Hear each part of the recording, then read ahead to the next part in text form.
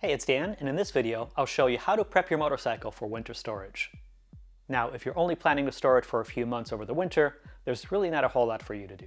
The most important part is probably to keep your battery fully charged up. Most modern motorcycles tend to draw a little bit of power when they're turned off. Could be for a security system or other electronics that are always on. Additionally, if you have a standard lead-acid battery inside of them, those tend to self-discharge over time anyways. So the best way to deal with that is to use a trickle charger. These are not expensive, very easy to get, and there's a lot of different varieties of them. In this model, I have one that's supporting a lead-acid battery and also lithium-ion batteries. You could switch between the two. They do require different charging methods. The way this works is you have the actual charger that plugs into the wall, has a standard connector on the end of it, and the units usually come with two types of cable. One of them is for a permanent installation to your bike, so you connect the two leads to the battery, route it around, and make sure that this is easily accessible. I usually put it somewhere right under the seat so that I always know where it's at. And many of these models also come with clamps, which give you the option to connect directly to the battery. And using these really couldn't be simpler.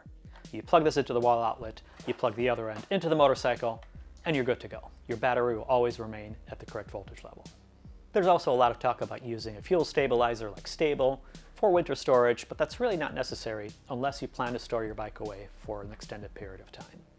What I do like to do is every month or two, I like to start the motorcycle, run it for a couple of minutes just to let it heat up, make sure that all the fluids get going, and that's going to keep everything fresh. One thing to remember, if you're using a trickle charger, disconnect it before you start the bike. If your bike is carbureted and not fuel injected, be sure to turn off the fuel valve, start it, and let it run until it stops on its own. What you want to do is use up all the gas that's still in the carburetor, which will help keep it cleaner and make it much easier to start the next time. Ideally, you really want to use this anytime that you don't plan to use your bike for more than a couple of days.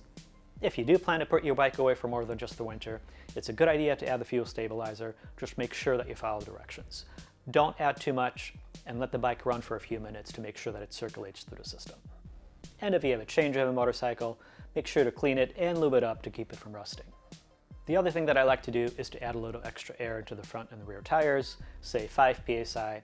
That's going to help keep the tires inflated longer because they lose air pressure over time, especially in colder weather. If you're storing your bike outside or in a shed or in a detached garage, really any place where mice can get to it, it may also be a good idea to plug up the exhaust, make sure that they don't try to build a nest inside of it. You have a few options for that. You can either buy an exhaust plug or make your own using aluminum foil. So just grab a sheet,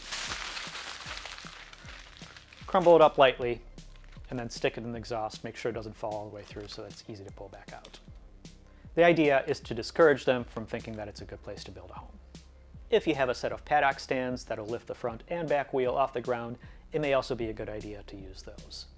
Keeping the wheels off the ground will help you avoid flat spots on your tires, and it'll also keep the bike upright, which means it'll take less storage space.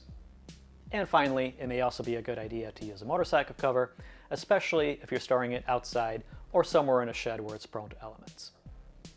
So thanks so much for watching. I hope you find it helpful, and I'll see you next time.